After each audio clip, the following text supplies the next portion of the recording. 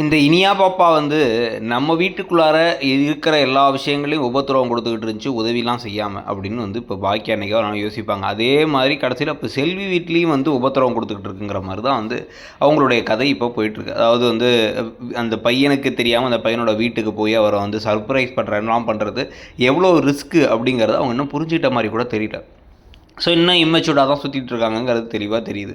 இதுக்கு நடுவில் வேறு வந்து இப்போ எழில் வீடு வாங்க போகிறேன் அப்படின்னு சொல்லிட்டார். வீடு பாதி காசில் வந்து இவர் கொடுத்துட்றாரு, ப்ரொடியூசர் கொடுத்துட்றாரு. ப்ளஸ் மிச்ச பாதி காசு நான் போட்டுக்க வேண்டியது இருக்கும். சாலிகிராமத்தில் வீடு அப்படின்னா மெயின் ஏரியாவில் வீடு நல்லா இருக்கும். அதெல்லாம் வந்து சினிமாக்காரங்களாம் இருக்க ஏரியா நான் அப்படின்னு எல்லாரும் சந்தோஷப்பட ஈஸ்வரிக்கு மட்டும் கோபமாக வருது.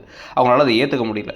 அதனால் வந்து அவங்க என்ன பண்ணுறாங்க, அடுத்த நாளும் வந்து எழிலை வீட்டுக்கு வர வைக்க, அதில் வேறு எழில் வந்துட்டாரா இல்லை எழிலை பற்றி நம்ம நினச்சிட்டதுனால அவர் அங்கே இருக்க மாதிரி தெரியுதா அப்படின்னு வந்து இந்த பக்கம் பாக்கியா யோசிக்க, அவர் உள்ளார வந்துட்டு பாட்டி தான் வர சொன்னாங்கன்னா அவங்க வந்து என்ன சொல்கிறாங்கன்னா, நீ அந்த வீட்டை வந்து வாடகைக்கு விட்டுருங்கிறாங்க. அதெல்லாம் ஒன்றும் வேணாம், நீ வந்து கிளம்பி அந்த வீட்டுக்கே போயிடுன்னு சொல்லி இப்போ பாக்கியா சொல்ல, என் பிள்ளைங்களை வந்து சும்மா என் கூடயே இருக்கணும், என் கையிலேயே வச்சுக்கணும்னு ஆசைப்படலன்னு சொன்ன உடனே அப்படின்னு நான் அந்த மாதிரி நினைக்கிறேன்னா அப்படி அவங்க கொந்தளிச்சிட்டு இருக்காங்க. உண்மை தானே, ஈஸ்வரி அதுதானே இது பண்ணிட்டுருக்காங்க. ஸோ அப்போ செடியன் எழில் 2 பேருமே இந்த வீட்டுக்கு இப்போதைக்கு இமீடியட்டாக வரப்போகிறதுல கோபியோ சரி தலையாட்டுறாரு. ஆனால் முதல்ல இவர் ஏன் அந்த வீட்டில் இருக்காருங்கிறதே நமக்கு புரியலன்னு வச்சுக்கோங்க.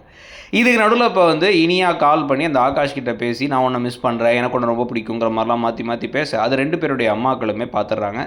2 பேருமே ஆனந்தி அப்படின்னு ஒரு பையன் பேரும் பொண்ணு பேரும் வந்து சொல்லி, இப்போதைக்கு வந்து நான் வந்து சும்மா இல்லை அவனுக்கு உடம்பு சரியில்லை பார்க்க போனேன், இல்லை நான் இப்போ மிஸ் பண்ணுறேன் அதனால சொன்னேன் அப்படி இப்படின்னு எதையோ சொல்லிக்கிட்டு இருக்காங்க. லவ் பண்ணுறதுனா சரிப்பா, ஆனால் வந்து இப்போ பண்ணாத, நீ வந்து நீ நினச்ச காரியத்தை சாதிச்சுட்டு அப்புறமா பண்ண, நானே கட்டி வைக்கிறேன்னு செல்வி சொல்ல திருன்னு ஆகாஷ் முடிக்கிறாரு.